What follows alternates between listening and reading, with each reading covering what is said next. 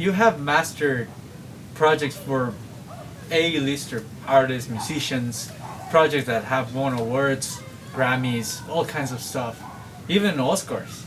Do you chase that when you work on your projects? How does that come to you? You know, I had a conversation with Mike Piersante one time. He's T-Bone Burnett's engineer. And I said, hey, you guys would have won this Grammy whether I did it or anybody else. And he goes, not necessarily. And he just left it at that. That was the end of the conversation.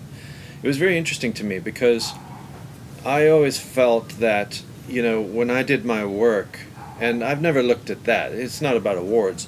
It's nice to get them. It's nice to get the community recognition, and it's good for business and all of the obvious things. But we never really can tell how well something's going to do, and we don't even think about that. We think about best serving the industry, best serving the clients, best serving the fans, and that's it.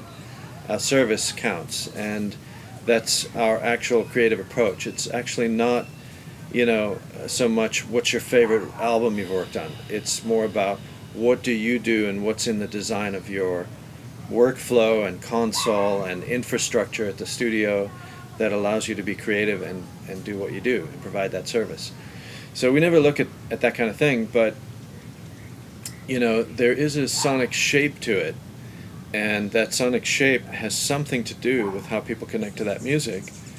But that music, a lot of the A-list stuff, it's going to go into the marketing machine. It's going to hit, depending on who the artist is.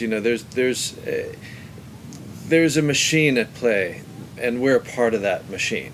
We're a service provider to that machine. And some music has great marketing dollars, some music doesn't. So it's always very pleasant when something like that happens, but it's, you get into those circles based on your body of work over the course of time. It's not one thing that puts you into the mix. It's a pursuit and a relationship build, and the amount of years spent, and the way you're seen in the industry, how easy you are to work with, your rates, all kinds of things go into the decisions on what work comes to you in the first place.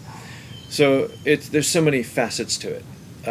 But personally, we never look at that stuff ahead of time while we're in the trenches, because we're in the trenches to serve, and that's our mindset at the time.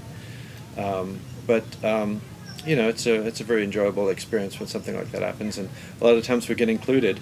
I remember one year at the Oscars, it was the year that Annie Lennox did a Lord of the Rings song, and we had worked on 4 out of the 5 nominations, except for that one, and that one won. But we've won enough others, and it's to the point where we're lucky enough to be in those circles that if something like that happens, it's humorous, like how he just responded, and we share that. Yeah.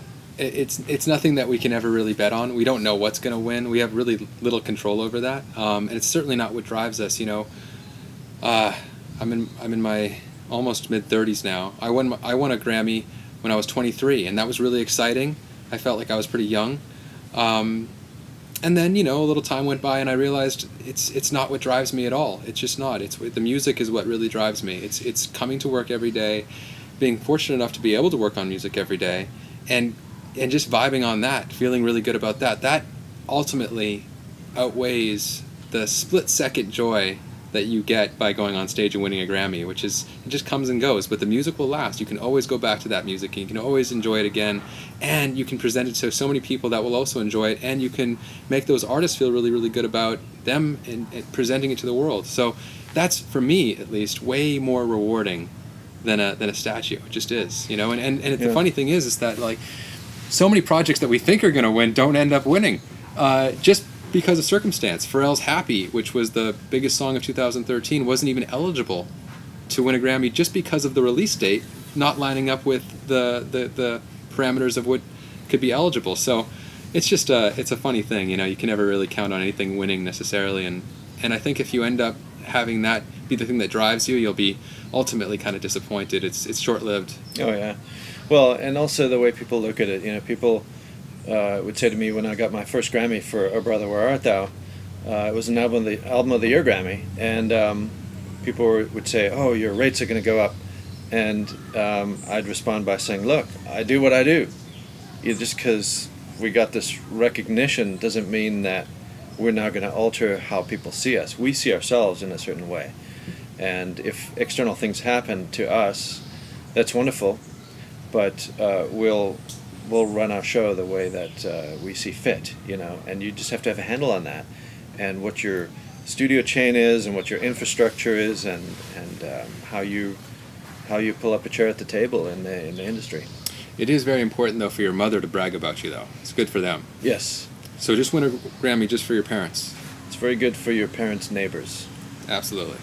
Especially when you pull up to their house and there's no parking, you have to park outside the neighbor's house. It's cool if you're a Grammy winner because they kind of let it slide.